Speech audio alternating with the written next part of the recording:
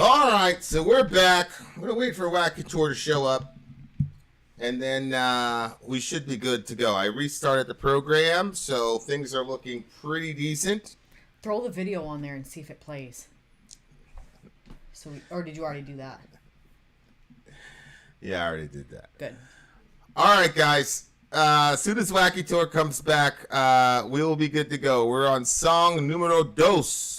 Song numero dos. Symmetry. From the big homies, in Ayreon. Which Ayreon seems to be it seems like Ayreon is like a project of one guy who then basically works with the Avengers of the metal community. You got like the best singers. You got the girl from Lacuna Coil, dude from Nightwish. The whole setup is crazy. We had some glitches in I like the Ancient Bards girl. Yeah, Sarah. we had glitches in the program, so we just killed the whole thing and restarted it. Hopefully, that sounds better for you guys. And as soon as Wacky Tour comes in, we're going right back into song numero dos. Numero dos.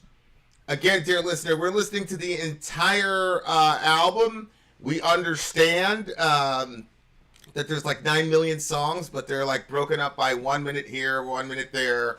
They're averaging about 20 minutes a piece. And if you have a record that you want us to listen to from start to finish, send Sarai an email or me or whatever, and then we'll get it done. Okay, Wacky Tour is here. Part 2, Symmetry. Part 2, Symmetry. For Ayreon. Ayreon, let's do it.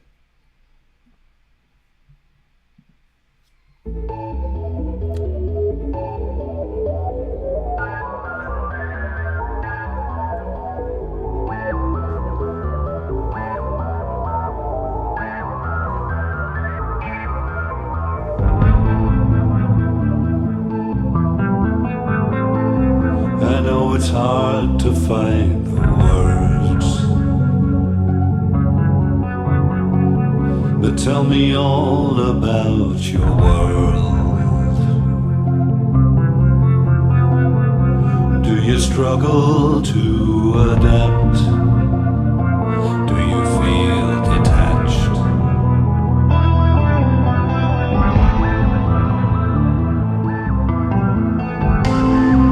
It seems I'm always out of place, like some alien machine. I never know how I should be, or what to feel, or what is real. Can you help us reach our sun? Can we put our faith in you? Can you help him overcome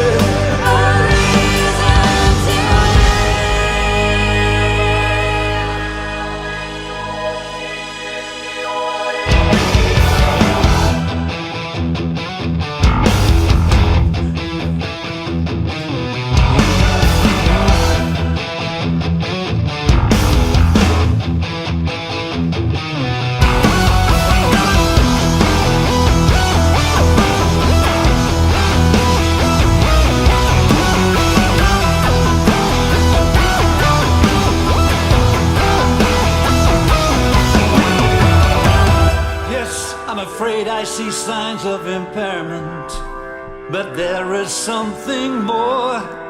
He's an exceptional savant, one in a million. His mind is ablaze with distraction, but baby, I can't help. I'm testing a new drug that can help him focus. Tell a store, that sounds intriguing. Can he join your clinical trial? If he could concentrate, he could help me. He might even be of some use. Step to the mind, cut straight to the core. Right in the flame, break open the cage. Shatter the wall, shut down the noise. Soften the pain, soften the brain. I have to confess, it's experimental. I'm still running through the tests. The side effects could include extreme delusions. No, not on my life. I never allow it. No matter what, we could win. I won't let you endanger my child. I refuse to blink eyes when it's lies. Step to the mind, cut straight to the core. Right in the flame, break open the cage. Shatter the wall, shut down the noise. Soften the pain, soften the brain.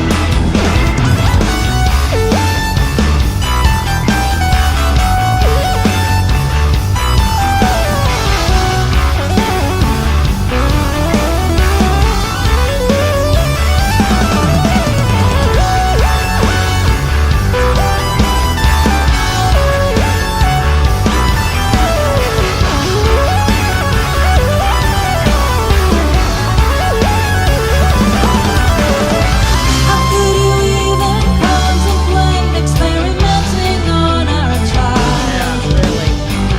Were you only thinking of yourself again? Why shouldn't I want to help him? You make it sound like it's a dream. I'm not giving up. This isn't over.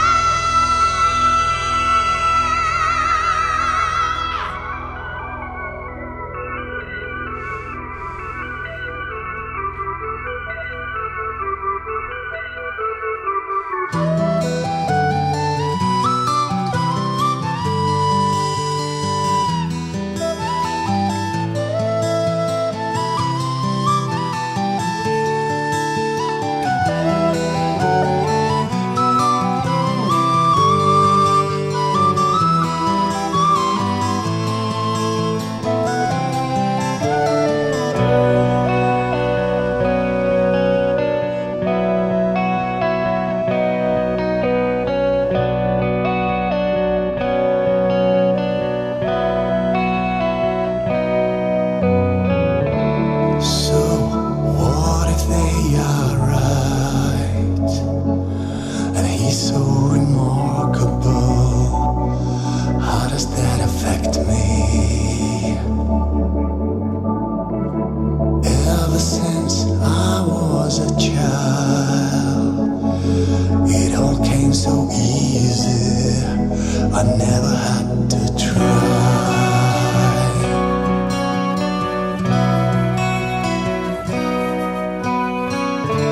If he's as brilliant as they say, how will I be noticed? Now I'm not so special anymore. I'm not sure why I'm afraid. No, he won't beat me, not without a fight. No! One day I'll show them I am the genius. One day the whole world will know. One day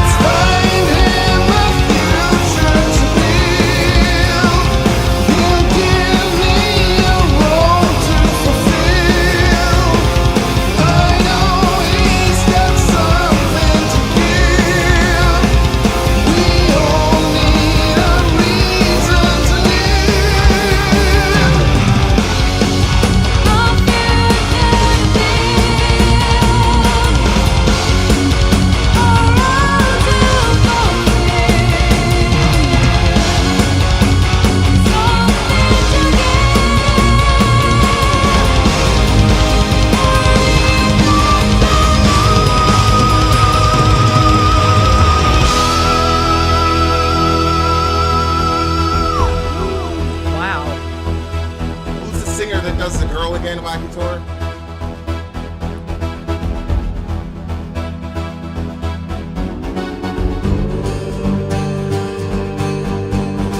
Right there.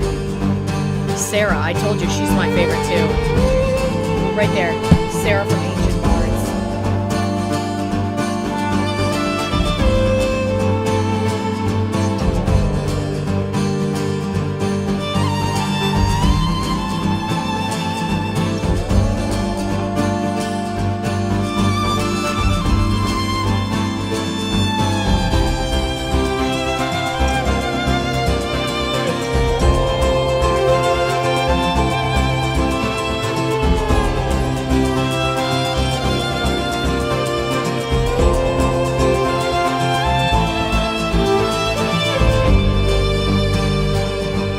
Where am I going?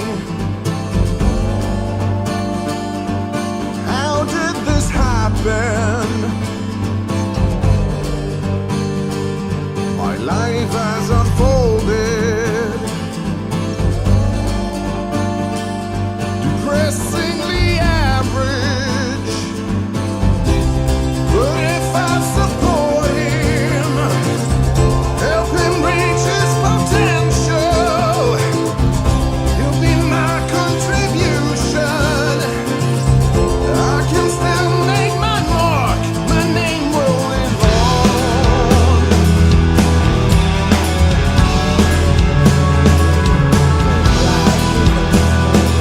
Crazy.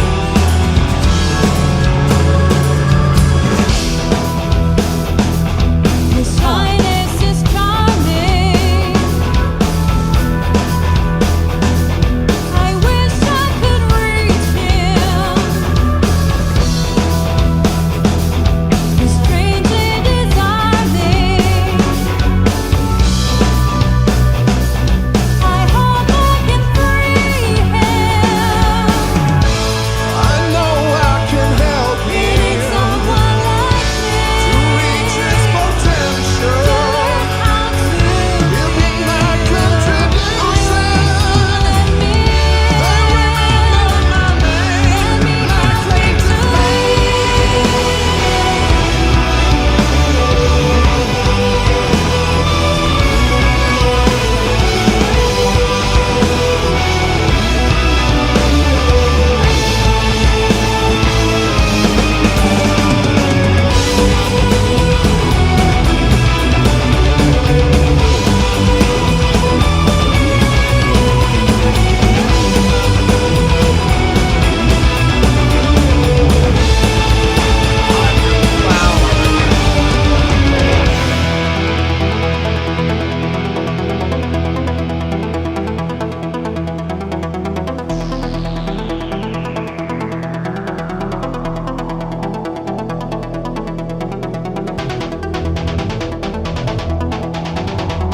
Oh, that's fun.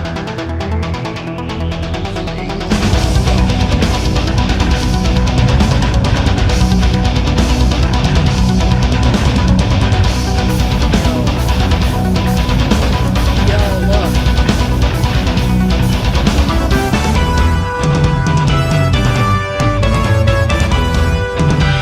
Father has been secretly putting the drug into the progeny's food. The results are almost immediate and stunning.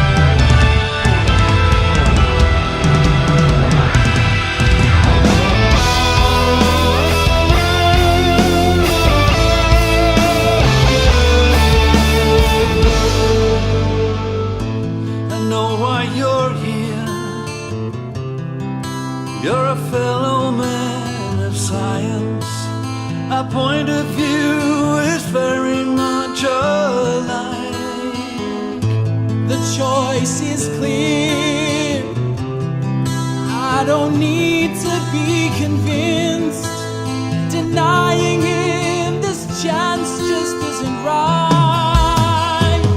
Give him one a day. That's the safest place to start. At such a tiny dose, the risks are low. Keep it between you and me. They would never understand. Let's both agree that no one needs to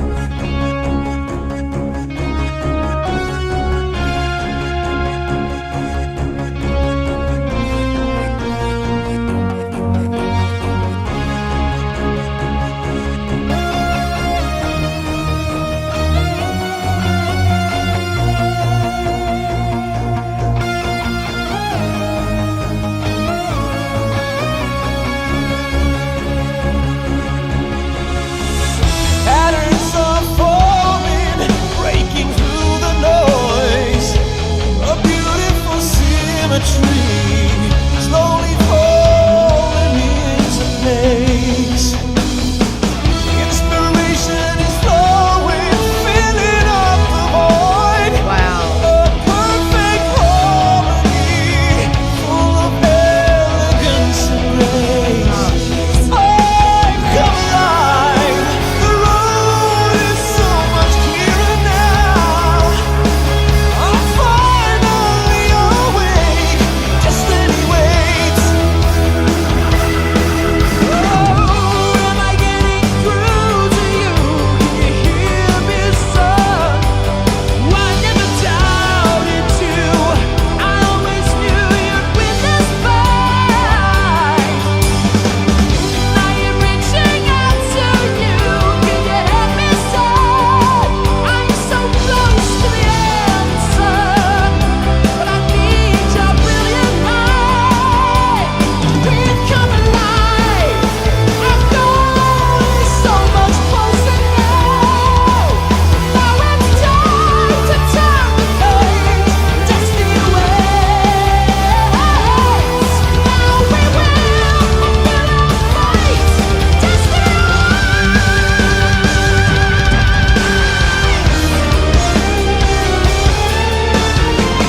Pass on, you show them you're a genius. Pass on the whole world now. And so you show them what life really is. One day they'll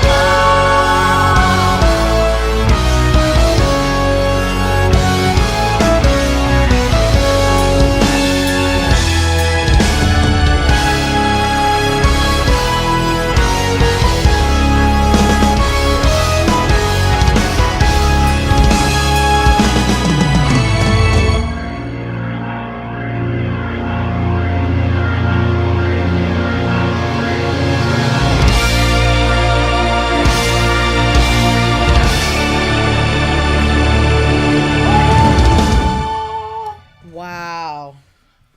That was was movement to Yup. whatever you want to call it. Well, that dad changed his story. Yeah, Well, you know, people can feel two things at the same time. They can feel completely discouraged, like they're never going to win, but then at the same time be like, but I really believe in him. Wacky And he Tour, do was you just want background music during the comments, or I'll leave that up to the DJ. DJ wants background music, we'll do it. If not, we won't. Go ahead. He was just expressing, his discouragement when he was discouraged, and now he feels encouraged, so he's expressing the Who's the dad or the son? Yeah, the dad. Although I will say the dad really is coming off looking like a user, because you said he was trying to have this whole big theory at the beginning of everything, and now he sees his son's mind waking up, right. And now he believes in him and believes that this is the answer to his dilemma. Yeah. Well, yeah. I think that's if you look at this second, I'm saying second song, but just stay with me. Second phase. Yeah, because this completes CD 1. Like if we had the physical CD, this would be the completion of CD 1. But what's interesting about this song is if you look at the teacher and the dad, the teacher in the first song looked like a really pure, motivated person. Like she's like, hey, this guy's a genius, blah, blah, blah. Yeah. But then when you listen to the teacher talk to herself, she would be like, I'm an average person. I've never done anything, but my attachment to this genius is going to be, I'll be the Mr. Miyagi to his Daniel-san. And so when you look at the teacher, the doctor who's willing to experiment on this kid, use experimental drugs, and the dad, they're all using this guy for they'll have their own motivations. And the only two people that appear to have pure motivations with this kid are the mom and the girlfriend, or the soon to be girlfriend. Yeah. Where like he is the subject or whatever. But so they bring him to the psychiatrist to give him drugs to fix his brain. And because the doctor says, well, it's experimental, the mom is like, hell no, we're not doing that. And the dad is like, well, if it'll help me figure out my TOE, then let's take a stab at it. Yeah. But, it doesn't matter where you are or what the subject matter is. This is what happens to child prodigies. You see it a lot in sports.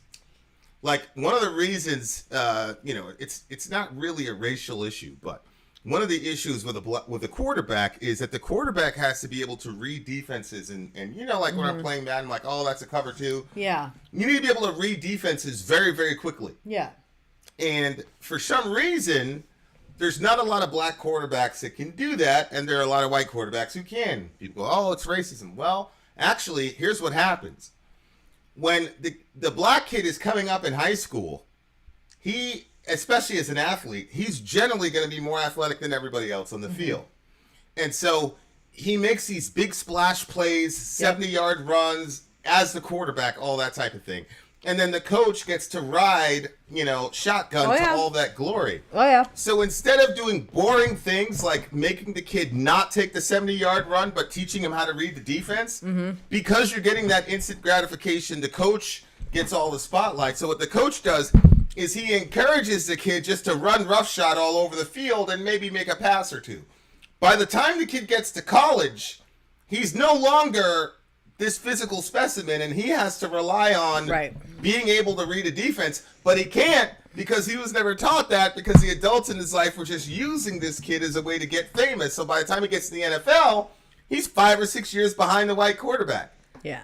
Because the white quarterback who's not as athletic, then the coach has the same motive, whether it's white, black, purple. It's the same motive. It's like, this kid's a high school phenom, I'm going to ride his coattails. But because the guy is not as athletic, they teach him to read defenses, so by the time he gets to the NFL, he can play ball. So, like I said, I don't think that's a racial issue. It's just one of those things where adults are exploiting the genius of these kids, and they're not really caring about the ramifications to the kid because they get to ride, coattails. A lot of these coaches were former players who never made it. And now you've got this kid, so you can live vicariously through this kid. Yeah. So the coach is not going to give up the big splash play. You can have a kid run 70 yards for a touchdown. The whole audience is yelling and screaming. Or you can have him, throw the ball 9 times for 4 yards and score a touchdown.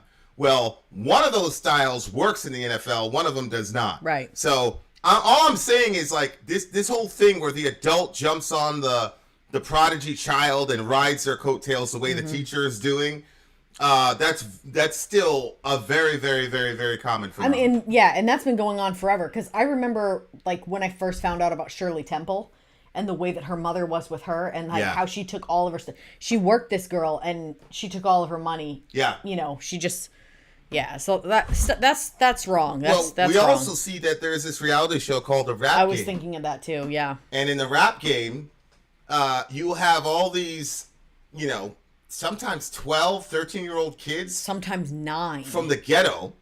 Yeah. And you Wasn't all... the youngest one 9? Or was it 12? He was 12, I think. Oh yeah, he looks 9 to me. But he looks like a 9-year-old. Yeah, you're right. He's 12. But you have all these little kids from the ghetto, and sometimes they're white. Like it was, you know, it doesn't matter. You can be ghetto if you're white or black. Remember the white dude on the first season that we saw? Yeah. And his mom was like a heroin. And you see all these little kids saying, "I got to get my family out of the hood." Was she heroin? I thought she had like Yeah, she had health issues. Yeah, caused by her drug use. So, like, but my point is, you hear these little kids saying, "Oh, I got to get my family out of the ghetto," and then the all that parents, pressure. the parents on the show are like, "We got a lot riding on this. There's a lot riding on you. You need to. This is our ticket out of the hood." It's like, holy shit. How about you be the parent and You're be the ticket parent. out? Yeah. What are you doing? Right? Like, so this is all like very. I wonder if the guy who wrote this album or whatever, because obviously he's musically and lyrically a gifted, just a really gifted guy, and you makes you wonder like If that if happened this to him. is somehow autobiographical to a degree, because Yeah, it wouldn't surprise me. you know, when you have that kind of singular talent, people are, you know, the adults in your life almost become like vultures. And, you know, and so it's a very, very interesting situation where the kid now is being celebrated. I'm sure now he's like, yay, I've got this bond with my dad. I mean, we'll have to see in the next 2 songs. Yeah. But it's a real thing where kids get exploited by not only the adults in their life, but unfortunately by the parents. Mm-hmm. So now he's slipping in these these drugs, and the mom has no idea. Yeah, and I'm kind of like, the dad from the beginning didn't seem like he had a good motive. But like, obviously this drug is working, at least at this point, really well for this kid. Right. You remember that, there was a movie, I thought it had something about a butterfly in the title, but it was like this guy, he was really, really smart. I don't know. I think it had some, like, I know he got like really, but he got like, his mind got clear for a little bit and then he started backtracking. But I think when he started falling in love, he almost drowned a kid in the tub because I think his mind was slipping backwards again. You don't know what I'm talking about. No. But what about it? Well, it just kind of reminded me of that story a little bit because I think he needed the butterfly effect. That's what I thought it was. I'm pretty sure that's the name of it. I never saw that movie. Oh, you never did? No, I'm surprised you saw it and I didn't. It'd probably fuck you up. It's a tough watch, but it's a good movie. But anyway, so it kind of reminded me of it. And then there was this story that my mom used to tell me when I was a kid about this guy, and it had to like a story, and maybe it was the same similar story, that they were doing these experiments on these like rats. And he was like extremely smart, and they started giving this stuff to the rats, and the rats like started doing really, really good. And so he got really, really clear headed, and just all of his intellect was able to kind of come like how he explains like how his mind just started clear and he was able to think. And but then they saw like, I think that all of a sudden like the rats were having a really, really, really bad effect after a while. Yeah. So then he knew that was going to happen to him. Have you ever heard that before? Yeah. There's a weird word that she used to say. There's a lot of controversies right now. I mean, it's going to get dangerous, but I don't care. There's a lot of controversies right now on this very topic of parents disagreeing on experimental drugs with their kids. It's just vaccines for it. The COVID thing, for example. Oh. You had some parents that were like, nope. And the other parents that were like, yep. And like, if you're in Canada,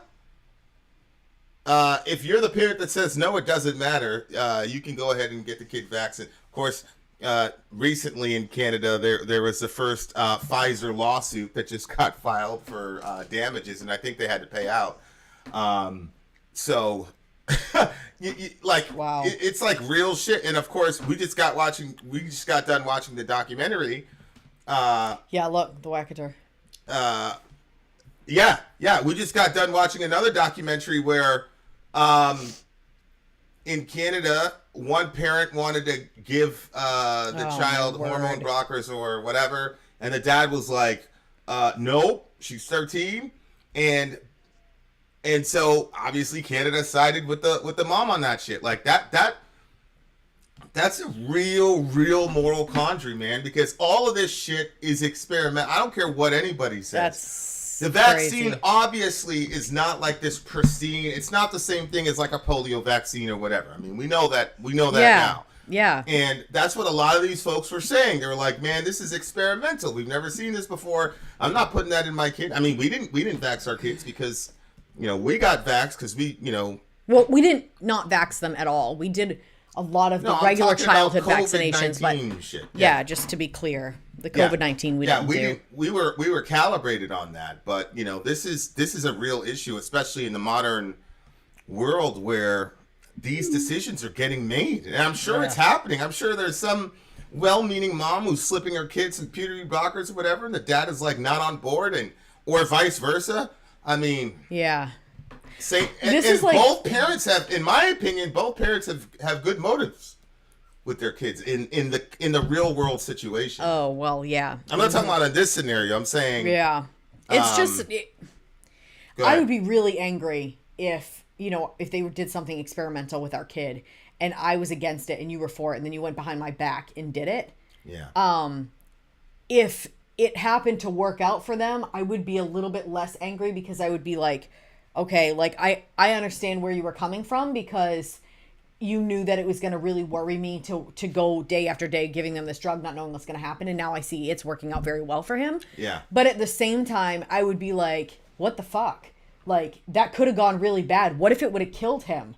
And we would have never had that conversation. You just went ahead and did that. I mean, we don't know what's about to happen. I know. We've got We've got 2 more songs. phases, so. But it, Yeah. it is fascinating how, I'm sure when this album was written, I mean, what year was this album written?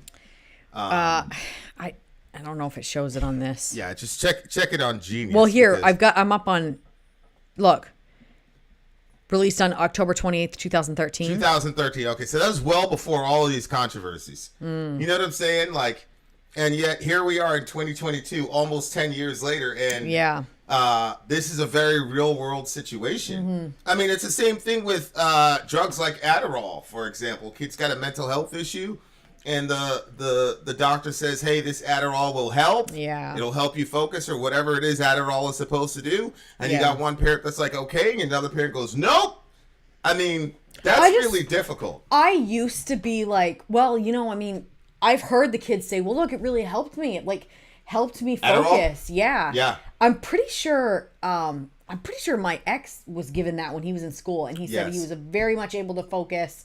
Yeah. But then he started getting seizures, so they had to take him off it. That scared Was it them to death. Adderall or the other one? I don't know There which was one. another I don't that know they which one he used was on. for ADD all the time. I just forgot what they think called that it. like the more I see about the school system, the more I disagree with the way that we're forcing kids to learn so much on every topic so that way they can be prepared to do whatever job is available to them. That the majority of the stuff, it was crazy because I was talking to my Ritalin. sister. That's the one, yeah. Ritalin is the one. Yeah, go ahead. I was talking to my sister who, she homeschools her kids as well.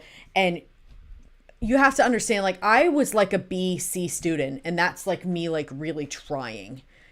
B's and C. B's, I barely ever got A's. Like, and I struggled and struggled. I was stressed out all the time. I hated school, blah, blah, blah. My sister, she pretty much always got A's. And she, to my, like, what it looked like to me, we would study. I would study for hours. She would study for minutes. And she would get A's and I would get B's and C's. And I couldn't believe when I That's me and my saw, brother. like, I saw this kid, Nick, he was like melted down, like, in class because he got a 99.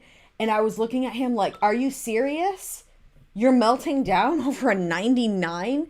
Like, I would be over the moon if I got a 99. But he was so upset that he couldn't get that 100, I met kids like that in school. I never understood them. It makes more sense now. I think that there's a lot of there was a lot of perfection that was expected in those school systems and within those families and stuff. But anyway, Like, Well, on top of that, there was also the if you don't get into college, you're going to be a loser for the rest of your life. And if you don't get into a good this college, kid's family was like lawyers and stuff. if you don't get into a good college, you'll really be a loser for the rest of your life. Yeah. I think this generation, like, when they're looking at us and they're seeing all the student loan debt crisis and all the rest of it, you get a lot of young people now that are like, man, I'm not doing that shit. Why do we? Some of these kids are playing, video games on YouTube and they're making Millions tons of dollars. money. Yeah. Yeah. I mean, it's not that easy. I was consulting with Sayla. We spent a good 2 hours and I was explaining to her how the YouTube game works because it's what she wants to do. Mm-hmm. And I think she's got a pretty good setup, and I think she could be successful. But I was explaining to her the grind, and I was explaining to her like, look, man, there are YouTube channels that have 1 million subscribers, literally 1 million subscribers, get 200,000 views every day, and are dead broke. And they're calling on people that have much less subscriber counts than them to ask them how to crack the code on YouTube. It's very, very difficult. Yeah. But back in the day, all you had if college is the only path that you can see to having a successful life, then you're gonna be a lot more invested in what your grades are and studying and all that. I don't really hear. I mean, again, our kids are homeschooled, so. But when I get around young people, I don't hear them stressing about their grades and stuff. Like we used to. Remember, we always used to stress about our grades. My word. Even But I me, didn't like, stress. even I didn't stress non-homework about doing it. me. I didn't stress about it because of college. I stressed about it because of the teachers and my parents. Like, if we didn't get a certain grade, they believe that you would be an absolute loser. I know. If you well, not really. if you didn't My go to college. discouraged from going to college. Right. So no, it was just so much friggin' pressure, and I think our pressure came from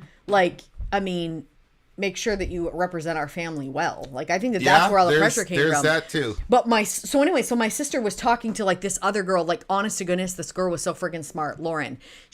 Her and my sister were like top of the class, everything right, blah blah blah, and anyway, so they were talking and they said that that girl Lauren was like, I got called to the principal's office. I got sent to the principal's office. My sister said, "What?" Because she was like a perfect student. She's like, "Yeah." She said, "Honestly, I think that that my teacher, who was married to the principal, was going through a midlife crisis, and she was taking that out on the students. And she said she sent me to the principal's office." This reminded me of me and you. So Lauren said, I got to the principal's office. I sat down and the principal was like, "So what are you, how's school going?" And she's like, "Well, I did my homework and blah, blah, blah." He goes, "All right." He goes, "Well, keep up the good work." Sent her back. I think but it was just weird to be like, yeah, that's true. Like a lot of those teachers were kind of like at that midlife point. Later, pony. And there was a lot of stress and they were in a very rough system that was very strict. So they were taking that out on all us kids. Well, so that girl said, I don't remember anything from school. And I said, you always laugh and say I'm like the worst commercial for homeschooling. But I mean, I wasn't homeschooled. 5th grade and above is where I was homeschooled. Everything before that, I'm just as bad a memory on. Yeah. And that was just too much stress. But yeah, whatever. This is a 9.3 for me. Okay, the plot, I'm matching you on that one. The plot is starting to thicken. What I like about this song is that the metal is great, but there's an actual plot here. Like people are being introduced and their motives are being explained. This kind of reminds me of that first Proto Men record that we did, where there's like an actual story. Yeah, I love records like that. They're very few and far between because obviously they're difficult to do. I keep hearing the name Arjun here. I guess Arjun is like the grand master of this entire project. The dude is a genius. So, all right, guys, we're coming right back. Movement number 3 on the way. Vin out. Sori out. Gone. All okay, right. 43.26. Yeah. And guys, we're not gonna do a commercial this time because for obvious reasons, right? So let's see if I downloaded song 3. Looks like I downloaded a couple doubles here, so let's see. It's 1:22:33. Okay. I think actually I do have it. I think I have it. All right, here we go. Number 3, guys. Here we go. Part 3. Let's do it. Entanglement.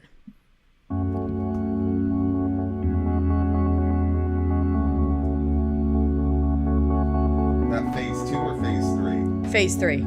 Oh, I don't know.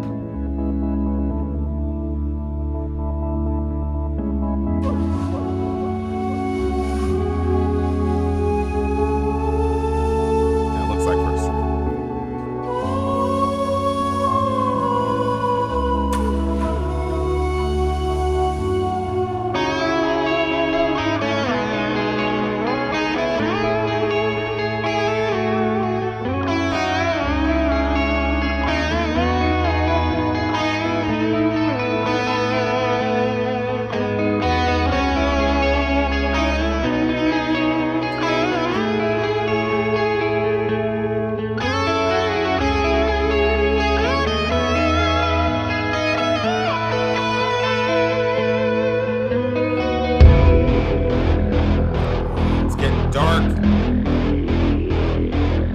Dark.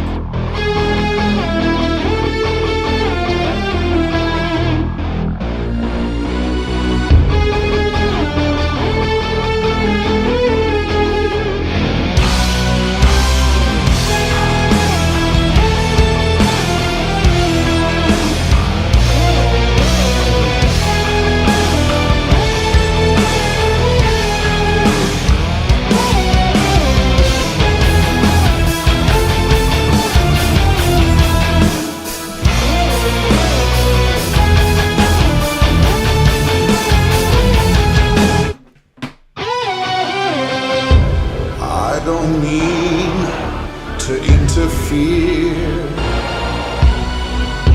but I see quite a change in you. Guys. The distant gaze has disappeared. The brilliant light behind your eyes is shining through. You're right, it's strange. It all seems different now. The mist is cleared. I'm finally awake. But it's hard to change. I want to live, but I don't know how. I need someone to help me find my way. You can count on me. I'm glad to have such a mind to teach. Life doesn't have to be a mystery. You can live my dream and scale the heights I could never reach. We can play a part, changing history. Our time is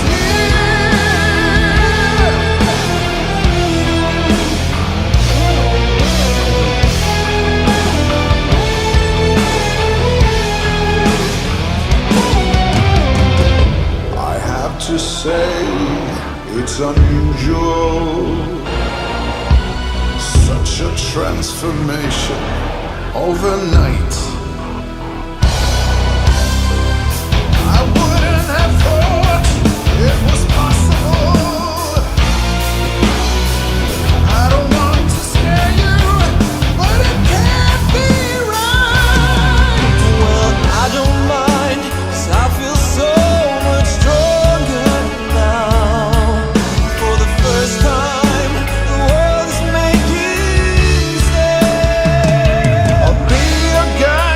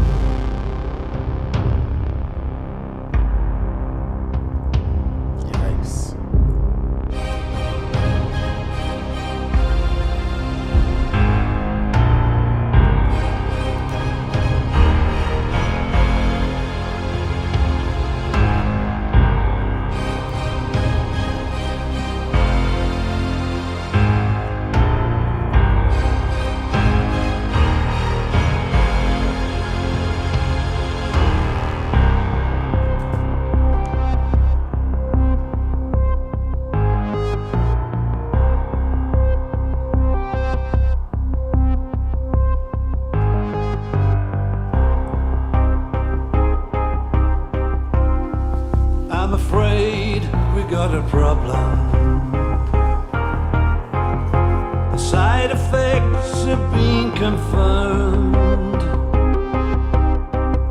Severe psychosis and delusions. Damn. We have to stop the trial today. It's too dangerous. The boy deserves to know what's going on. What have we done?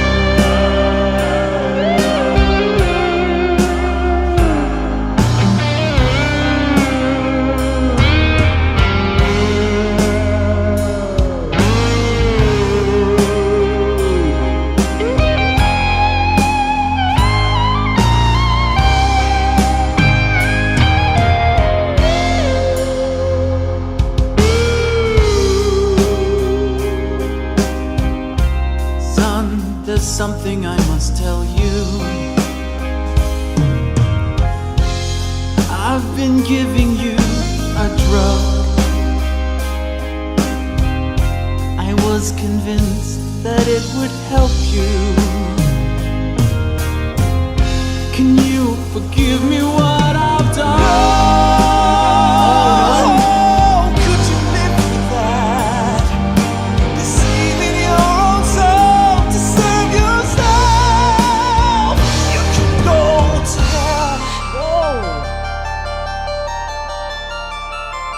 Damn. Wow, I didn't know if the kid was going to be okay with it or not.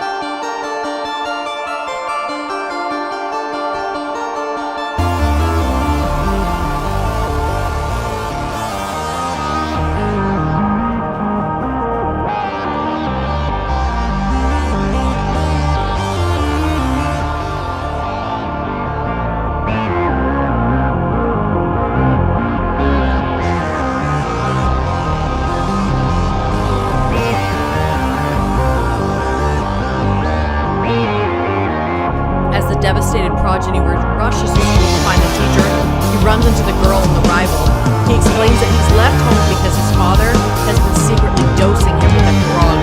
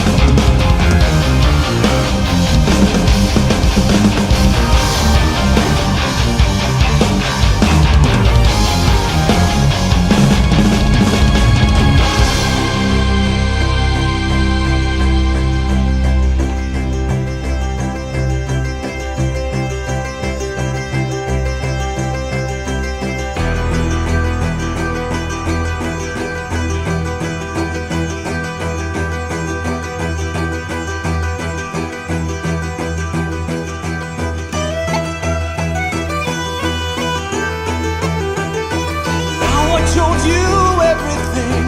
Now there's nothing more to hide.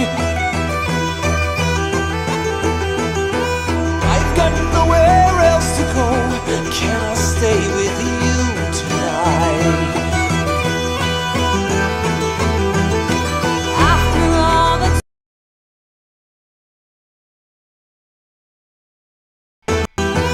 We were always meant to be. I don't care what people say. Believe it. Don't be a fool. Manipulate you is all he wants to do. He will deceive you.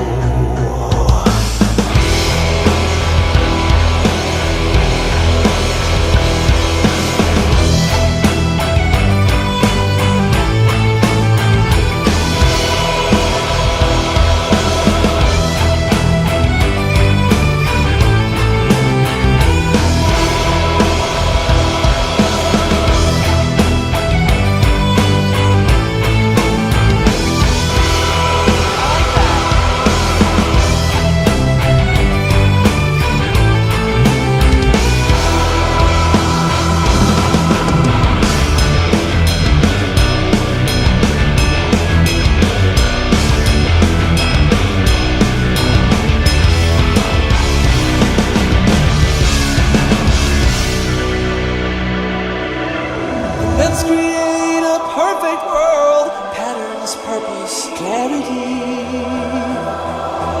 How will I ever live without? What should I do? What's happening to me? Don't you worry, it's alright. I will keep you safe from harm. Together we can beat this thing before the damage goes so far. Don't you believe it? Don't be a fool. Manipulate you is all he wants to do. He will deceive you. You're being used. Don't let him play you. All he wants to do, he wants to be with you.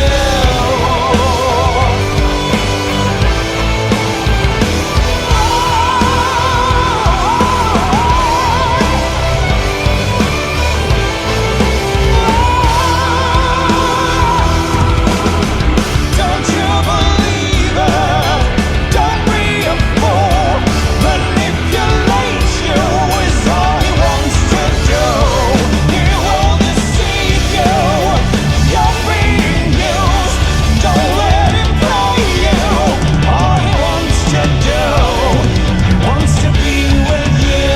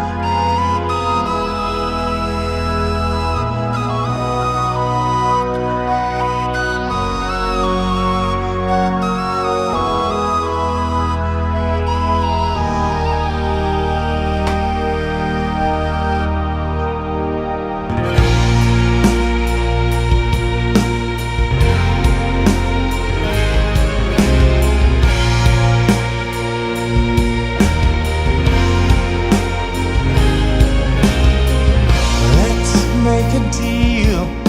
I'll get you what you need. You know, I am a brilliant chemist. I can duplicate your drug, but my offer has a price. If you want a new supply, you have to help me. Count me in. I'll do anything you want.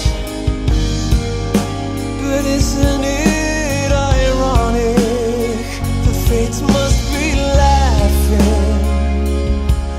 Your greatest enemy is the one who holds the key. What do you need from me? I found a way to infiltrate the banks. If you can break their algorithms and bypass their systems, there's millions to be made, and all without a trace. We can lose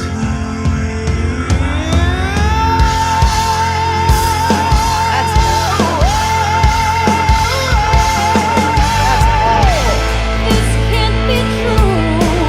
Now who's being used? Don't let it only It hurts me to tell you. You're gonna have to choose.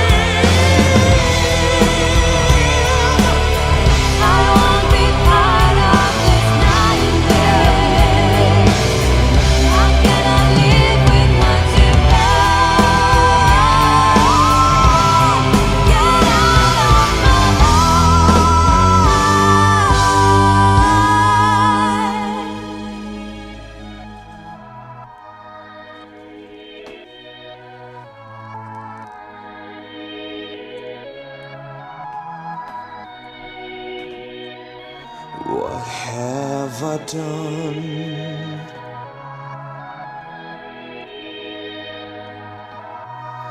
Now she's gone. She's on. What have I done?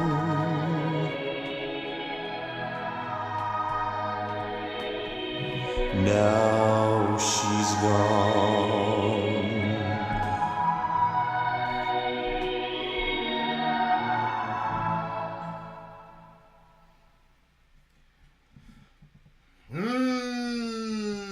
Wow. I'm not really sure what she could have done.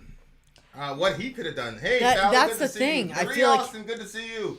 But it already said that he's gonna be like, this has some really bad side effects. Right. So He's pretty much damned if he does, damned if he doesn't at this point. But what happened is, when he got off the drug, the prodigy has been living with the girl for quite some time now, but her loving attention's not enough. Without the drug, the overwhelming chaos in his mind returns. right, Without the drug. right. Shutting him down and causing him to return to his introverted self, the rival comes up with a compelling but devious suggestion. So, I can duplicate your drug, but my offer has a price. If you want a new supply, you have to help me. They go in there to rob a bank, basically. He says, you make me rich, I'll get you a duplicate drug, and Yeah. you'll be fine. But she's saying, if you take part in this bank robbery thing, me and you are done. What? I just think that I don't think that's right, the way that she's responding to it. I mean, it's not like he's like, hey, I'd love to rob a bank. He's in a situation where he wants his mind back, and that's the only way to do it. Wait, you don't think it's right? Like she's morally wrong for telling him not to rob a bank? No. I think it's good that she's saying don't rob a bank. But if you love somebody, you're just going to leave him because he wants medicine that's going to help his mind be... She She's can't... going to leave him because he's going to rob a bank. This is like Ozark. Like, right, one of the themes of Ozark was unconditional love, right? Yeah. Like, so no matter... Well, he said at the end. Yeah. I'm not going to say. We've been through a lot of conditions, but I'm still here, basically. By the way, I was very, very disappointed with the ending of Ozark, I got to say. So was I. Very, very... aside from Game of Thrones, it was the worst waste of a good show I've ever seen in my life.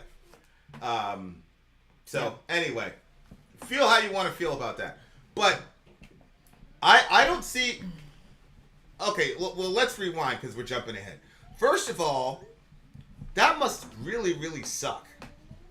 Like, for this kid to find out, hey, your dad's been doing this the entire time. You think you're getting this great relationship with your dad, and the whole thing is a lie. Because, Or you think that you're getting better. Right. Which, of course, he was getting better. The meds helped him get better. Right. The problem is that there are these crazy side effects. So the psychiatrist shows up and says, We have to by stop the this way, immediately." Here are these side effects, which, I mean, it's kind of prophetic because, as I said, Pfizer is getting lawsuits after lawsuits. You got the young guys keeling over with heart attacks with myocarditis. And, What's that? That's what is that? myocarditis is apparently kind of majority or almost exclusively affects men, like heart growth or something like that. So you got all these like dudes in their 30s keeling over with heart attacks. And I saw this. awful. I saw this one quote. They said when you go to sue, they're gonna tell you that you took it voluntarily. I mean, this kind of happened to the entire country. I know. Yeah, we were all duped by them. This whole scenario happened to the entire country.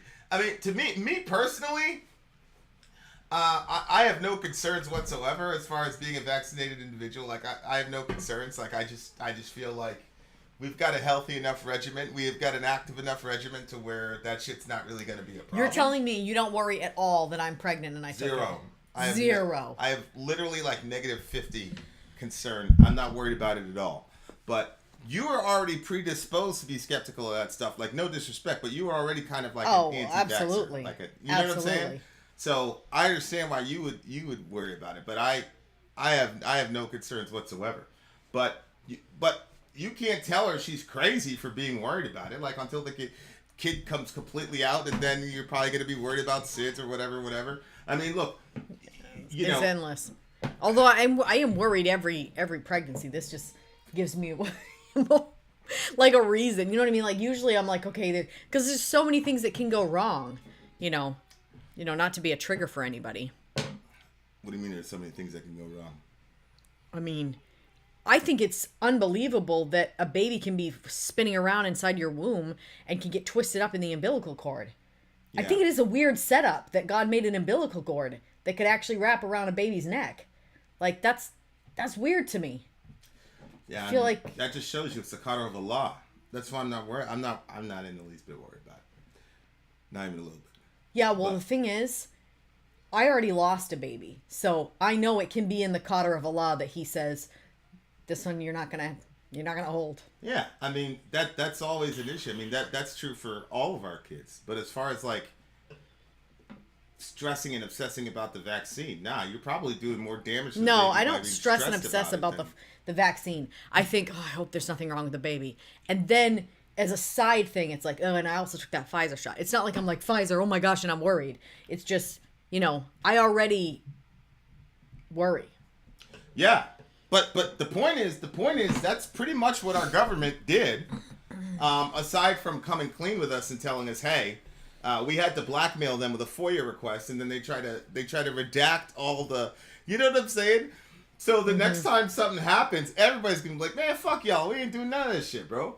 And the only thing that bothers me about this whole situation is like our government is never accountable. They'll never come out and say, yeah, we rushed that one or yada yada yada. They'll never say it, and it's fascinating because if you look at people that support Trump has tried a couple times to brag about the vaccine to no avail. Yeah. Like his people are not having it at all, and it's something he wanted to take credit for because he got it moving. He got it done under, his Operation Light Speed or whatever it was. Yeah.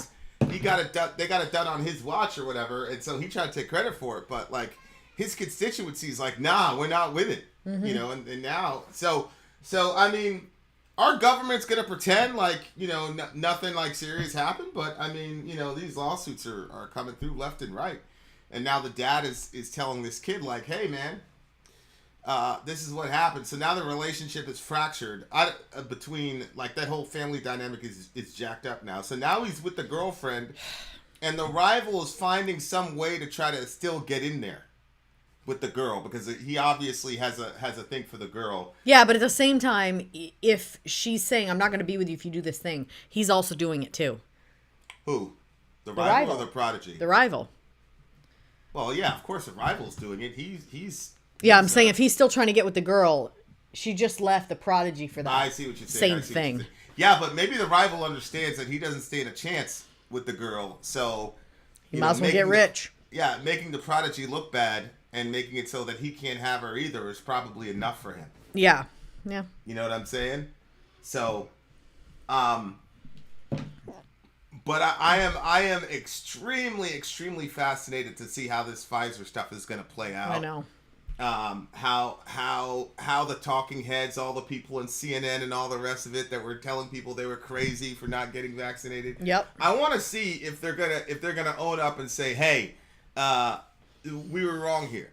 And all the people telling everybody that their neighbor was crazy and hateful of their neighbor for not getting vaccinated, like at the end of the day, here's my take on that whole situation. At the end of the day, we did lose 1 million Americans to this virus over the last 2.5-3 years. We did lose a lot of people, but America has been notorious for we're not the healthiest group. Most Americans are not physically active. Most Americans are, whatever. So I don't know. It's a crazy this situation in this song is a crazy moral quandary for how to go forward with this type of situation. You know what I'm saying? Like, I'm very curious to see how they're going to end the album. Like, what's going to happen here? This could go either way. Yeah, because exactly, we got one more song. One more 20-minute song to do, and now the kid's pretty much on his own now. His only quote friend now is the rival. Although I will say, the teacher seems to be genuinely care for the prodigy. Yeah. Which it didn't look like that in song 2. Mm-hmm. But in song 3, it definitely seems, especially the narrative says that, that the prodigy has, the teacher does really genuinely care about him, even though the teacher has he or she's own designs in attaching themselves to the kid, which I think is that's really cool because it adds some layers to the character and some internal conflict because, as I always say, nobody does anything for only one reason, right? It's what your dominant motive is what we call your why. Right. So I like that too as far as the story development. Yeah, I would agree with that. Sonically, I think this was the heaviest song. Yeah, and just so many beautiful parts to it. I just really, really love what they're doing, and just the amount of people again that are involved in this. You can just see that it feels like everybody just came to the table with their best. Yeah. And that they, nobody was. I agree with that. Nobody was like, that's good enough. Like everything had to be. Nobody's going with a 99. Everybody's melting down on a 99. Everybody's bringing 100%. This section for me was like more a 9.6. This is a really. I'm gonna give it a 9. I had 9.6 as well. Just really good section. This was the heaviest part, and I'm very freaking curious to see the conclusion of this. Oh my gosh. We're listening to an entire record, dear listener, and I understand that there's like 45 songs on this. They're 1 to 2 minute songs, blah blah blah blah blah. They're 1 to 2 minutes, and we're doing 20-minute things. If you want something like that, reach out to Soraya and reach out to me on Patreon or message Vinny on vin and Sori at gmail.com and we'll work out the details with you. I'm the DJ Vin's the Rapper. Speaking of which, we're coming very, very, very, very close to finishing up our debut. Oh my goodness! Video. Yes, it's been sent to the master. It's a rap video, but we're also working on some metal shit. Well, many things. All my guitar lines are done for the metal song that we have. So there's that. Okay, dear listener, you guys ready? One more. Ayreon-Theory of everything. Let's do it.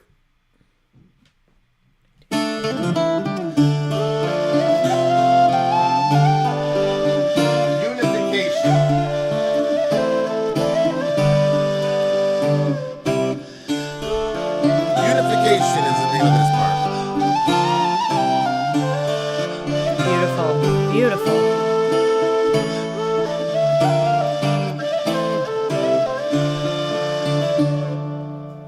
I feel a shadow looming over me, leaving me defeated and confused. His eyes still haunt me, if only I'd done more. Maybe I gave up on him too soon. I share your sorrow, but we are not to blame. His heart has always been a mystery. We'll never fathom, we'll never understand. Did he ever need us where we're real? Only reflections, a mirror of dreams. Harmony is crazy.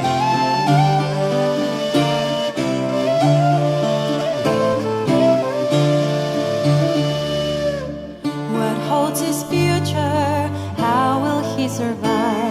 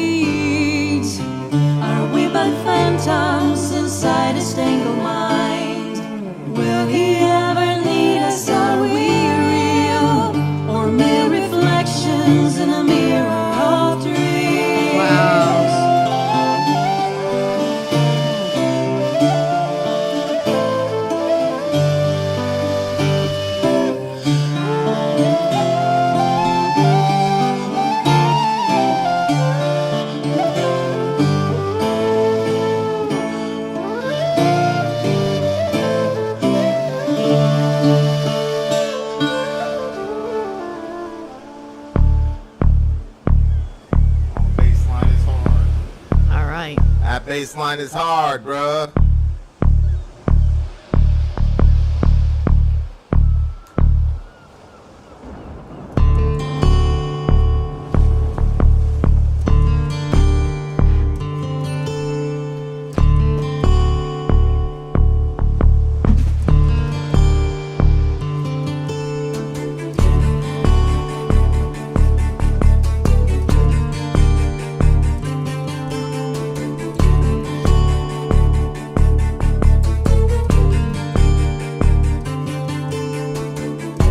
It's time to put things in perspective. Find your way again.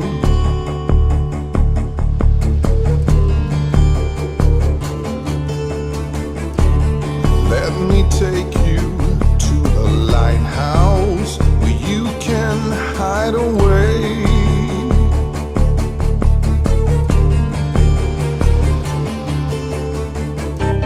I only want to be alone,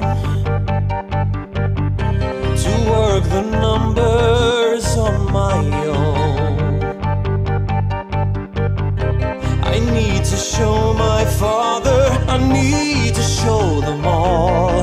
I am the Your one time has to come. unlock the equation, the theory of everything.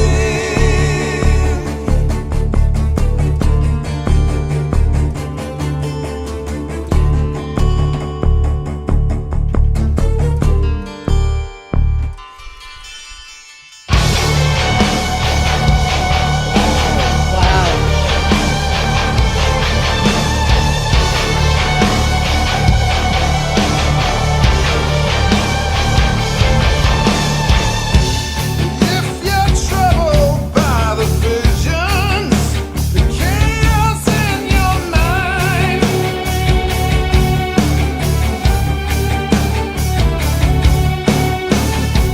if the voices start to whisper, call me day or night.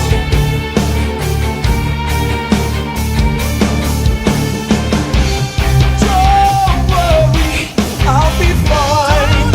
Underestimate the danger. I'm gonna make the theory shine. You'll regret it sooner or later. I need to show my father, I need to show them all.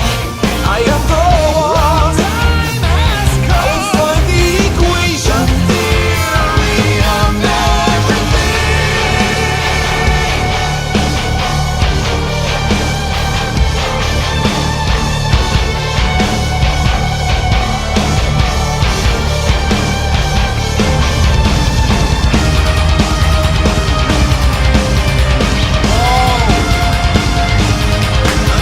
Without him, it's all over.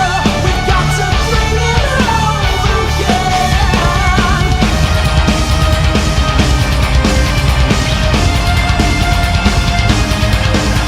He doesn't want to see you. Can't you get that through your head?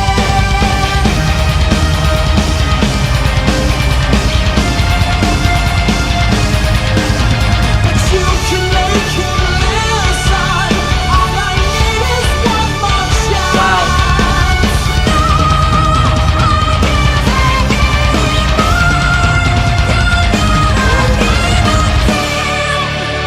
Wow.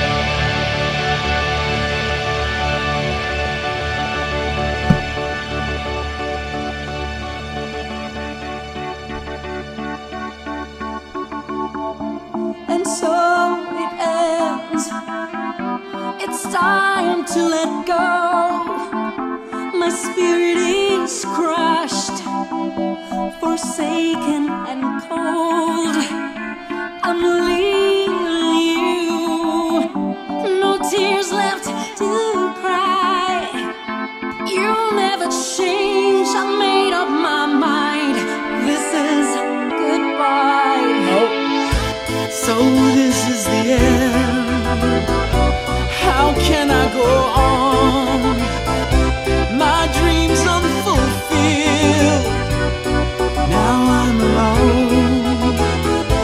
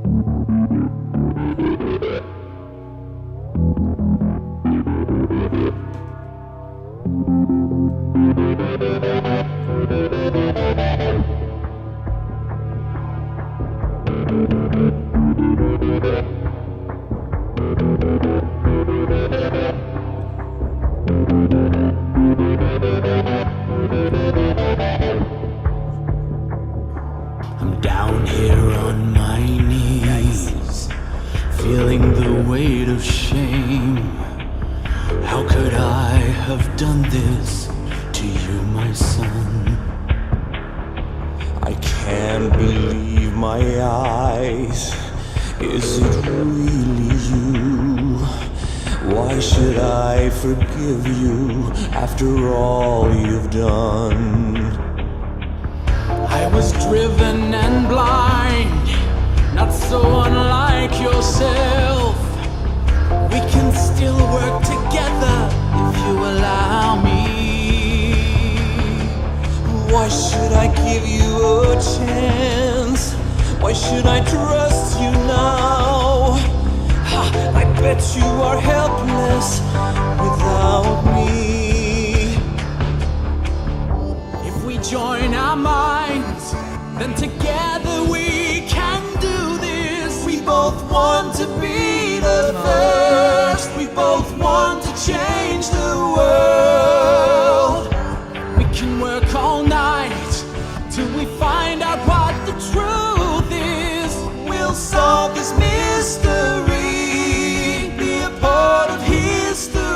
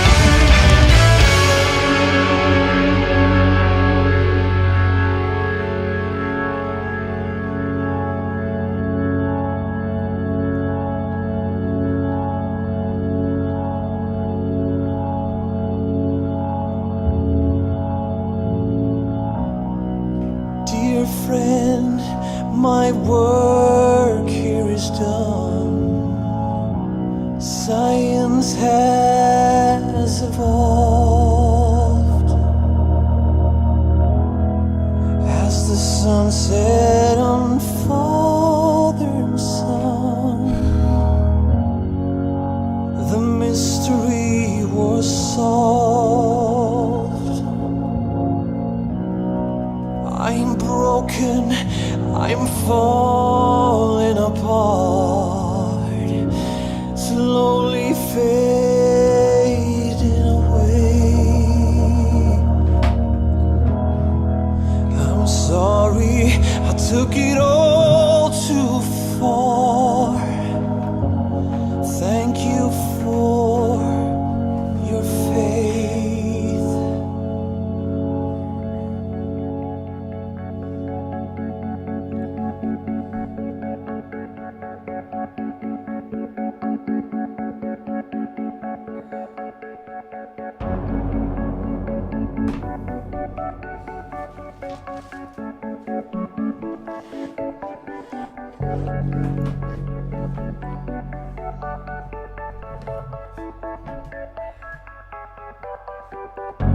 His mind took flight,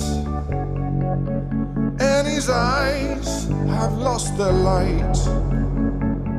All we have to go on is a note. They changed the world last night, working together side by side. His father is the only one who knows. You haven't been told that was his mother on the floor. There was a tragedy last night. His father can't have been here. It had to be a ghostly dream.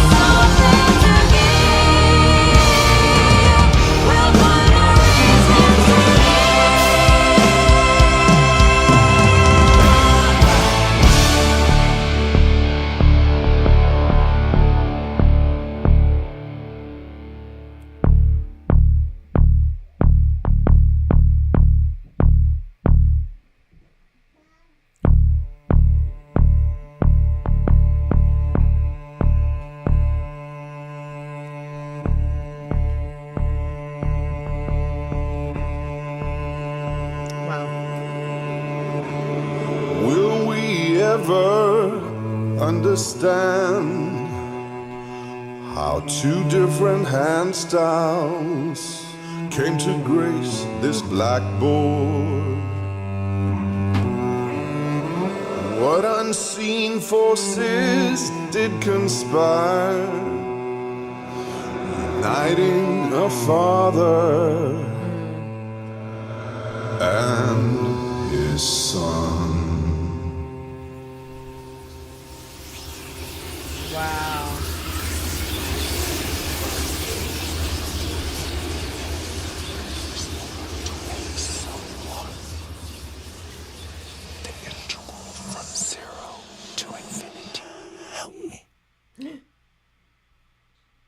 Ooh, my gosh. Okay. So it leaves with a cliffhanger. Yeah, you're not really sure if the dad was actually there or not.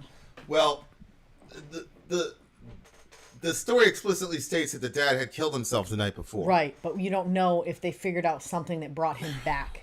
Well, yeah, like have they figured out time travel? Because it said what did it say the last line, the space between 0 and infinity, help me? Yeah. So maybe that so that both could be true. Maybe him and his dad actually did work on it. Yeah.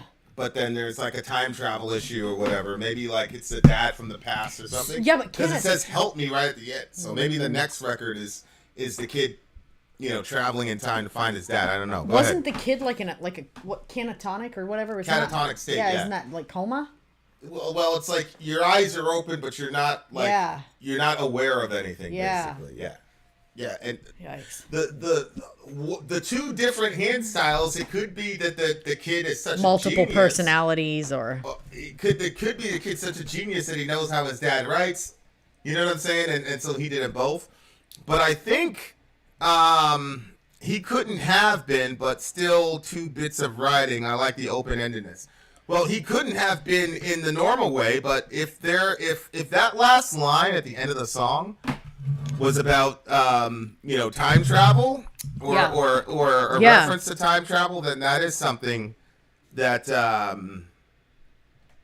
you know what I'm saying? oh yeah, Is it Hawking's, Kurt Jaimungal's, or Sheldon's TOE?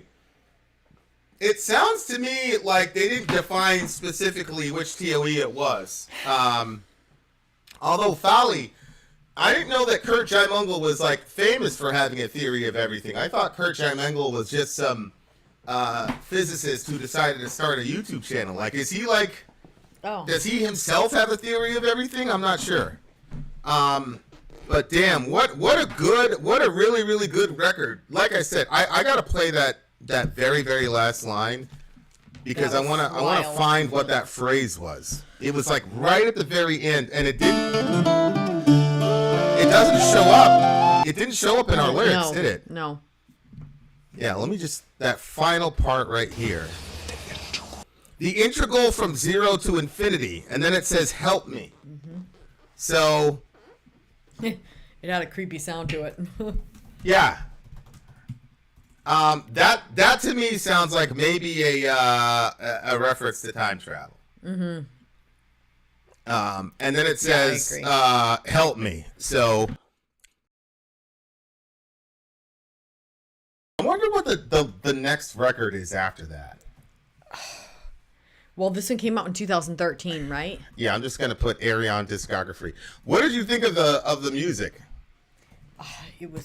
Again, just I can't say anything besides just excellence, start to finish. All of the musicians, all of the vocalists. I love the way that they combined the mother and the girl's voice, and I thought that was kind of unique because the mother, she had both of them had beautiful voices. The mother's voice she sounded a little older, a little bit wiser. Yes. And the younger one, I don't know, it was just, but I loved the fact that the mother, she didn't condemn this girl and blame this girl. Yeah. And which is what you would have expected. Oh, absolutely. I agree. People are always just looking for a way off to not, especially mothers with their sons, I've seen some crazy stuff with mothers and their sons. I mean, she still has her son though. You know what I'm saying? Like the dad is dead. Yeah. But the son is still alive. I mean, if Yeah. the person's, But he's not doing well, and she hasn't seen him. She doesn't know where he is because the teacher knew, where the kid was, but it doesn't say the mother knew. But I just like the way that she said, I share your sorrow, but we are not to blame. His heart has always been a mystery. That's true. Yeah. But like a lot of mothers would be like, well, you're the one that fucked up his life by, you know what I'm saying? Like not, and so you're like that with like, I was going to say foreigners, people that are not in our family. Like there was some situation. Listen, if you're not in our family, you might as well be a fucking foreigner. The way we handle Well, shit. but the thing is, like, okay, so for me, if there's something that involves my kids, like one time, like supposedly the neighbors were going after our kids, and so I went over there, I said my piece, I went to bat for the kids. Years later, I found out the kids had put dog poop in a box and left it on these people's doorsteps. They're Somalians, so they can't even be around dogs. So dog poop in a box is really offensive. They didn't tell me that they did any of that stuff. They didn't tell me anything they did. They just made it sound like this person was going after them, and I went to bat like a mama bear for my kids. Yeah. Where are you? Yeah. Yeah. I'm like, wow, okay. But so I'm not even I'm trying to do better with it now as far as like kind of hearing some balance. But like with you, there was a situation between, one of our kids and a foreigner, somebody outside of our family, an outsider, I guess. An outsider. That's what we call them. I know, it's just funny that it like came in my head like that. And like our kid was wrong. But like, I wasn't gonna say that. But you like once you heard the other kid's story of what happened, you were like, hey, like you said to our kid, like, you can't do that. You can't do X, Y, and Z thing. And so like, you're like a very level-headed judge when it comes to even with our kids, which you'd think that you wouldn't be because of the way that you like the fire by which you love our children. So you would think that you would just be like completely on their side. Nobody else gets a say. And you could tell when this kid first started talking that he was very uncomfortable and nervous that he wasn't going to get heard out because you're his dad. You showed up at the steps, blah, blah, blah. But you heard the thing out, and then you very evenly. And I felt like that this mother did the same thing, that like she heard what the girl had to say. She had some comforting words, and she was speaking to the humanity of the girl, as well as, not just going to attack this girl because she felt something, negative toward her because of what had happened with her son. It's easy to do that if your kid is alive. No, I literally just said all of my kids were there. They put dog poop in a box and put it on their steps, but I didn't hear anything that those other kids had to say. Everything that those other kids had to say, I thought was a lie. Yeah, but when you're talking about what I would do. No, I'm saying you're balanced, I'm not. But I'm saying it's easy to be balanced if your kid is alive, is what I'm saying. It's not easy for me. I wouldn't be as well, the difference is the perspective. So when I look at that situation with Dorian and that kid, I'm thinking about, okay, Dorian's going to be a man. He's going to have his own family, and that's what I'm worried about. I'm not really worried about that other kid. That kid's an outsider. I don't really care about being, quote, fair to him.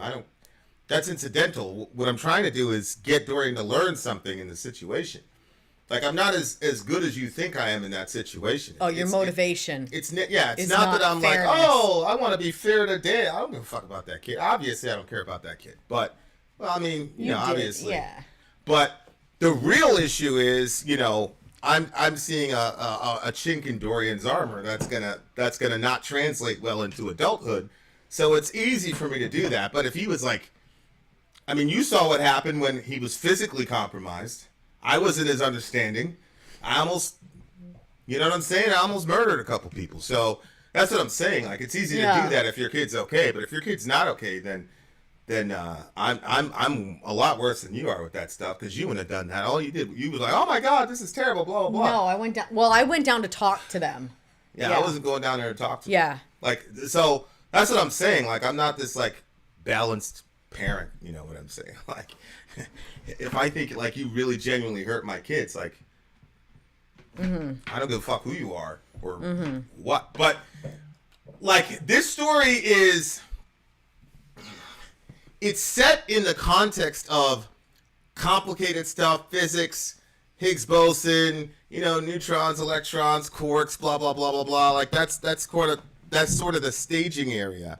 One of the things that's really interesting to me about sci-fi is that, yeah, you get the cool, like, theoretical, like, this is how time travel would affect a person XYZ, but it doesn't matter what the story is told. At the end of the day, like, it's the human experience, and they are. It doesn't matter what the author does, whether you're trying to do historical fiction or just plain old fantasy like Lord of the Rings or sci-fi. It always comes down to those human interactions and the way that we relate to each other.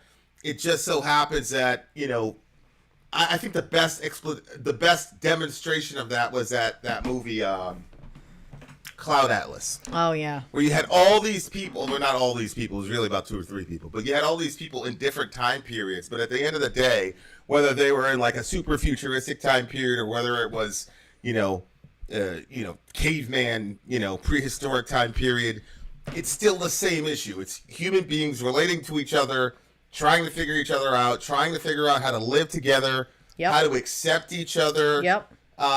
That type of thing. But I also think that this story leaves some questions open. Like, for example, was the side effect worth what this kid could bring to the world? Meaning, if this kid turned out to be a super genius and he actually did come up with a theory of everything that then benefited humanity exponentially, would him being on those meds and then the horrible adverse reactions, would it be worth it when you consider it from the human angle? Or would you say,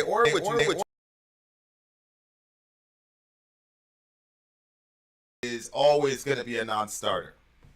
Ooh, boy. Well, it depends. For me, it depends on how immoral it is.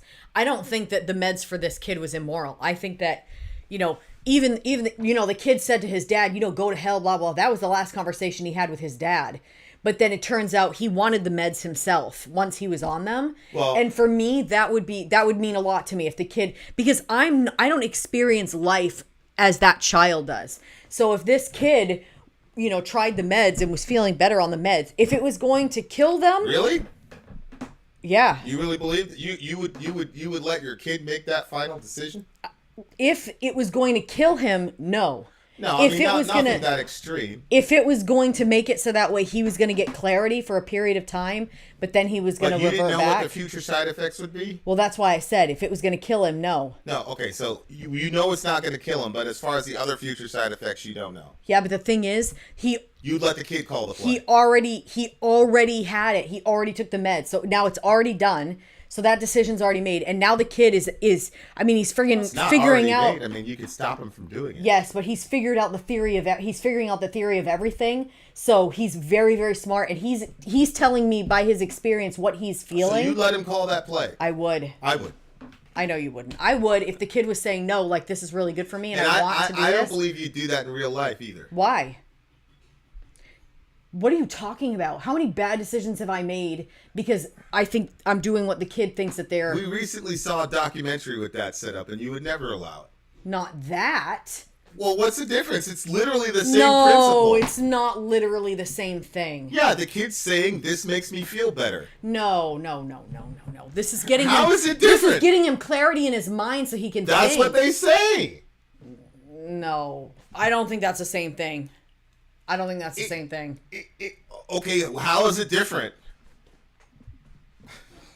That's what I was saying. Like, you don't really believe that. Not in the real world. You're sitting here in a studio. Because I don't believe that. Yeah, but you said you'd let the kid you'd let the kid call the play. No, on that one, not on that other thing. On this one, it's What's about... What's the difference? Because one of them is giving him clarity in his mind. He's actually able to think. And they say that's what it does for them. No, they say yes, they do. It helps them feel better. We're specifically blah, blah, blah. talking about trans kids, okay? You're wrong. When a trans so for female to male trans, when they start developing, it really fucks them up, and that's the only thing they can think about. And then when they get on puberty blockers, they have clarity because they're not worried about it anymore. It's literally the same template. But you wouldn't do it. No, I would not. Okay, that's what I'm saying. Like in the safety of a studio, when it's like a conceptual idea. No, because it's a different thing. You're just saying it's a different thing. It's not. It's the same thing. Even if you went by your religion, one of them, your religion would absolutely say no, you can't do, and the other one, it's kind of open, right? Not really. What do you mean? I don't think the Bible says anything about puberty blockers. I don't think you can make a big case for puberty blockers. First of all, puberty blockers were used originally for heterosexual kids who were entering into, had overactive pituitary gland. So that was used for them already. Like, I mean, look, I'm with you, but I'm saying, like, you can't just say that in this scenario you would do it, but in the other scenario you wouldn't. I can say whatever the fuck I want to say. Well, yeah, you could say it, but you're not being logically consistent. No, if Dorian's mind was not clear, he couldn't think for himself, he was just struggling through life, and then somebody started him on some meds and they cleared up his mind, and all of a sudden he could think and he could talk to us, and he said, like, this, I need this. Kid would say. I need this. Then I would let him be on that. Okay, well, it's the same I wouldn't take him off that and let his mind go back to mush. Same thing a trans kid would say, though. No. When these breasts are developing, it's all I can think about. I get obsessed No, with it. I would get My the mind is child. I unclear. would get the child whatever help that they needed in that you situation. send them to, you know what's going to happen? You send them to a pediatrician. They're going to recommend that. Yeah, So, but years later, the kid ends up changing their mind. About in principle. That's irreversible. In principle, it's the same concept. No, I disagree with you. How is it different? Because one of them is one of them is irreversible. Both of them had horrible side effects. You had bad side effects in the show. But wasn't he already delusional before? No. Babe, I see what you're saying. So you wouldn't let the kid call the play. All I'm saying no, is I would in this situation, but I would not if it was the other thing. But it's the same concept. No, it's not. How is it different? I honestly need you to tell me how it's different. They're saying that they can't think about anything else. Then they get these puberty blockers. They don't have to worry about developing breasts. They can go on and be a, whatever. And it gives them mental clarity, and they're able to function in the world, right? You can't discount that. That's what they're saying. So you're saying you would let a kid call that play. If you would let this kid call the play in the show or in the what we just came up with, then when it turns into real life, all of a sudden you're not. In me, as far as I go, I would never let the kid call the play, either in this show or in the real world. I wouldn't do it. I don't look. There's a reason why we don't give 12-year-olds driver's license. Okay, so you're saying that if one of our kids was in a situation like that, they couldn't think, they were very, like they were like this one, and then I snuck around behind your back and gave them meds, and they were feeling really good. They were able to have a conversation with you. Stuff was getting really clear, and they were like, "Dad, no, you would say nope, or taking you off it." If they had these side effects, do you remember the scientists showed up and said, "Hey, there are these really bad adverse side effects"? Right. I would absolutely take them off immediately. Then me and you would have a serious conversation. Well, I know all about that. So, I don't know. I would never go put a kid on meds without having a discussion first. Well, yeah, I know. What I'm saying is, I don't care what the situation is. It is insane to let a child call that play. Because why do we have age of consent laws? Why do we have? And these are the same people that are telling us that we should raise the gun, the ability to have a gun to 21 years of age. Mm-hmm. But then you're also saying that you could take all these things that are fucking with your it's crazy to me. My opinion on puberty blockers or whatever is a separate discussion. The discussion for me is, do we let children who we have age of consent laws, we have laws for when they can drink, we have driver's licenses laws. How the fuck are you going to let an 11-year-old call a play like that? That to me is crazy. That's a crazy, crazy call to me. So, yeah, let me see what Riv said. We're talking about hormones because I say, as someone who is trans, that medicine's helped me feel better in my own body. Yeah, there it goes. See, so Riv is saying that. I've been on similar drugs for mental health. Autistic, Ritalin destroyed my mind, and no puberty blockers are reversible. So, but Riv is an adult. I don't care about an adult calling that play. I don't care about a person, if you're old enough to go to war, which is 18, you should be able to make all those decisions. But before that, hell no. I don't care what it is. I don't care if it's puberty blockers. I don't care if it's Wellbutrin. I don't care if it's Adderall. I don't care. You do not. To me, it's crazy to let a child call that play. Pass me the vitamins. That to me is crazy. I don't care what the drug is. I see what you're saying. I just would have I'd have a hard time if the kid was saying, I see the similarities. I do. There's lots of similarities. We don't know what the long-term effects of this shit is. I mean, everybody agrees on that. We don't have longitudinal studies on the effect of doing this shit.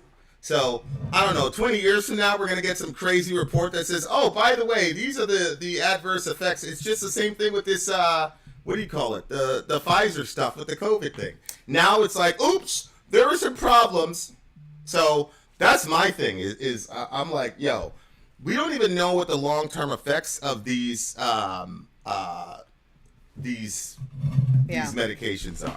You know, again, that is a separate issue from whether or not I think puberty blockers are helpful or not. All I'm saying is it is insane that a child calls that play, but then we won't let them drink. They can't vote. They can't even fucking drive. But you're going to tell me this 10-year-old knows how to call it? Get the fuck out of here. That's crazy to me. That's just insane to me. What drugs are okay for kids? That is a question. That's a very, very good question. And as you said with Adderall, or what did you say? Ritalin destroyed my mind. Exactly. So the FDA approved Ritalin. Everybody is prescribing Ritalin. All these doctors were saying Ritalin is great. And now, after 2 or 3 decades, now we're seeing, holy shit, Ritalin has really terrible adverse effects, and now it's looked upon unfavorably. Well, how many kids died or killed themselves or experienced heightened misery up until we could get to that point? That's my issue. Now, if I'm a parent and I put my kid on Ritalin, that's my responsibility. So whatever happens to that kid is on me. But you're going to let the kid decide whether or not he wants to take Ritalin? And then I, as a parent, am going to go along with that? That shit is crazy to me. That's insane. My thing is, I, as the parent, already decided that I'm okay with Ritalin or I'm okay with whatever. And so if the kid said, let's say I'm okay with Ritalin. I'm not. I would have to be in a really serious situation before I would put my kids on something. I would change the learning environment before I would do that. And I think that change the right, Oh, like school, making the kids sit at a desk. non-chemical Yeah, like my attempts brother to had a solve the really problem. hard time sitting at the desk. And so my mother used to sit him down for 10 minutes and then she'd have him go run around the house or go looking in, go find a frog or, you know what I mean? Like she broke up the day for him. I wish they would have done that for me. Yeah, they broke up the day for him. So because they were saying he was, he needed to be on something, but my mom was like, no way. So if let's say I made the decision that I was okay with Ritalin and I put my kid on it and my kid's been on it for a week and my kid is saying, this is really messing with me. I don't like this at all, blah, blah, blah. Then I would take them off of it. Simultaneously, if I put them on it and they said, this is really working for me. And then, well, it depends on what they said the side effects were. That's the thing. We don't know what the long-term effects of these puberty blockers are. Yeah. Look, man, you're fucking with nature. Yeah. Anything. When I was in the hospital, I had to sign off on, which is ridiculous because I was still a minor, but basically I was under the recognizance of the hospital because there were issues with my mom. They basically said, even at Wellbutrin, they basically said this is experimental in the sense that we don't have a definitive, this is actually going to work for you. This is on the theory that, about serotonin and all the other things, right? Yeah. So all of those meds in general are experimental. But my issue is, in this particular scenario, you gave the kids these meds. It had a good effect in the short term, and then the doctor comes up behind and says, oops, there was actually a problem. And if I called that play as a parent, I would be able to accept that as my own responsibility. But I would never be able to forgive myself if I went on the word of a child and put them in that situation. That would kill me. You're a parent for a reason. We're not babysitters. No, that's why our I point said is to give kids guidance. Yeah, that's why I said if I already decided I was okay with it, and if the kid said it doesn't work for me, then I would stop. If I was okay with it, and the kid, You know what? But if I was not okay with it, which I'm not okay with puberty blockers. If I was not okay with that, then I would not. That would be an option for my kid. Are you not okay kid. with them conceptually as a concept category, or are you not okay with them because you're worried about the physical ramifications for the kid? Well, it's both. It's both.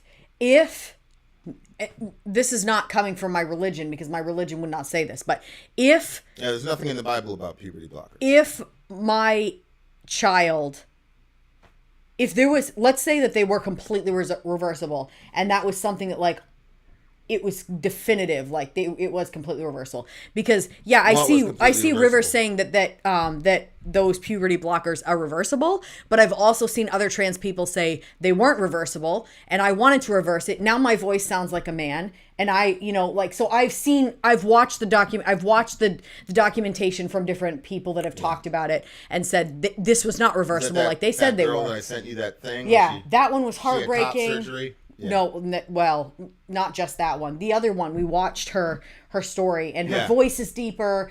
She's dealing with facial hair, stuff like that. Like once you've already switched stuff around, like it was already switching stuff up. And like I hate to say it, I didn't feel bad for her. I'm like, you made that decision as an adult. You didn't? No, you made that decision as an adult. No, I felt bad for her. I felt bad for her because I felt like the people that were in line that should have asked the friggin' proper questions, because she said... She should have asked those questions. She was No. Not the one that I'm talking about. She was a teenager, and she was going online, and then she ended up like joining different groups, and then when she was in the group, the people were like, oh, did you ever play with trucks when you were a kid? She's like, holy shit, I did play with trucks. That wasn't puberty blockers, though. That was testosterone. She didn't do both?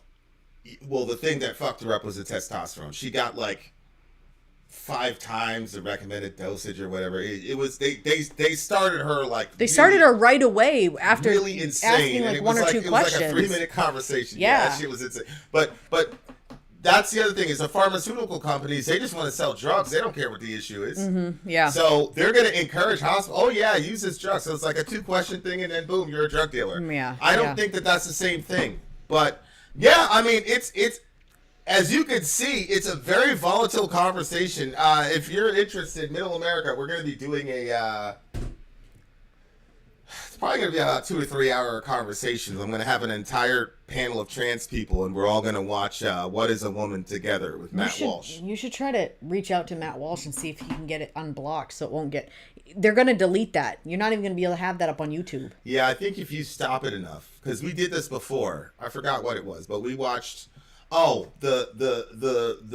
Ukraine on Fire. That didn't get blocked? No, it didn't get blocked. And that one, YouTube was actively trying to restrict it. Yeah, okay. So, okay. So look, but the point is, good art is supposed to create these kinds of issues. Mm-hmm. And for them to write this song 10 years ago and for it to be so relevant now, I don't think he was trying to do it on purpose. I just think it was a good song in his brain, or a good idea in his brain. So, I respect the hell out of that. Anytime somebody can do something like that, I respect the hell out of it. And by the way, Riv, I appreciate your contributions here. It's pretty brave for you to do that. So shout out to Riv for that. Okay, I love this album. I'm going to give this song a 9.7. This was my favorite song on the record. 9.8 for me. Overall, the record gets a 9.5 for me. I just thought it was really well done. It was a good balance of traditional metal riffs with really cool synth, which I think is a very hard balance to strike. Like, I was playing around with some of the little presets on GarageBand with our stuff, and it's very, very tempting to just completely use all that shit. So to be able to like balance out the synth with the guitar is great. The other thing is the band was a collection, like I said, of the Avengers, of the best, in my opinion, metal vocalists that we have current day. And how do you... It's kind of like a NBA coach, and you have LeBron James and Michael Jordan on your team, and they're used to being the feature. Like, all the people on in this band vocally are used to being the featured talent. And how do you get them to put the ego aside, maybe not hit that note that high because that wasn't the vision, to be able to do that and to get rock stars with massive earned egos to go in to make them march in one direction, I think is incredibly difficult. Mm-hmm. I haven't even, it's even attempted it, but to me, it looks incredibly difficult to me. So I really appreciate that his ability to balance everything. Like a lot of really good music, along with a lot of other things, usually are about balance. How balanced can you be when you engage these things? So I really loved the record, and I really thought that this guy, the storyline, like sometimes there were leaps, there were little, but I'm just thinking about the literature classes I was taking, but you can't. If he did that, the album would be 5 hours long. So you gotta have to squish some stuff together and move the story forward, because people don't have the time to listen to that. So I really love this record. They did a really good job. I think, a lot of times you'll say, this is going to be a must listen for the kids in school. I think this would be a great album for the kids to listen. The kids like to listen to like audio stories and stuff. Yeah. And so I think that they would be surprised to see like the story in an album. Like I'm blown away. Singing. We've got one kid that's interested in being an author and writes like crazy. And like I said, Johan's into Solzhenitsyn and Dorian's into business. Sayla's setting up her own YouTube channel. None of them are really likes into graphic design. None of them are really into music. I know. That's why I was like, and music is my life. you were playing the guitar, Yeah. and like Reza went over and he put his hands and he was just like watching you play, and I was Yeah. like, well, I have hope. Yeah, I think Reza and Orion, I mean, they've been hearing metal literally since they've been in the womb. Yeah, Orion will be like, I've written songs. They've both heard the songs that I've written for them while they were in the womb. they've been to concerts, especially Orion went to multiple concerts. Yeah, so inshallah, one of them would be. But yeah, I would actually like to talk to this Argent guy. The main reason I want to talk to this Argent guy, I want to see how much of this is a combination of his fascinations with physics. Yep. And his own experience, probably as a prodigy. Yeah. Like I'd like to see that. AT, I'll send you a picture of Reza, and you can see how big he is. He's got quite the personality. I tell you what. Holy shit! Really good job, Wacky Tour. This is really great. No pressure on anybody else for upcoming DJ streams. We've got a couple really cool DJ streams lined up, guys. So for me, I like this album because it was, I said it before, it was so excellent. And I like stuff when it like, it reminds me of something about God. And I feel like that God does everything like obviously to perfection. Not I feel like he does. And this album, I felt like that they just really reached for the stars, and they didn't settle for anything less than exactly what they were going for.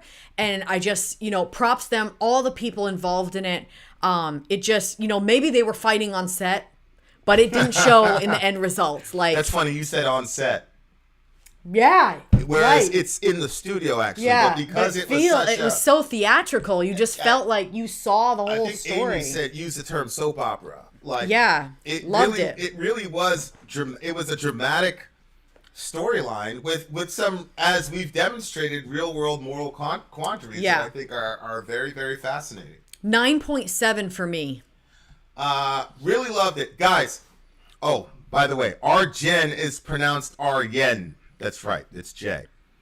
And Ving says he doesn't love prog. Was this a prog band?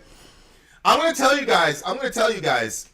As far as prog goes, now I'm talking, it has nothing to do with everything. But just hang out a little bit more. As far as prog goes, right now, I've been listening to a lot of Neapel Discars. A ton. Particularly, I'm learning Painters of the Tempest on guitar right now, and it's been very, very good for me. Especially when you look at the lyrics of the song, because the lyrics of the song is basically about how the kids are the future. And it gives me, God's been using it to give me a lot of comfort in the current situation.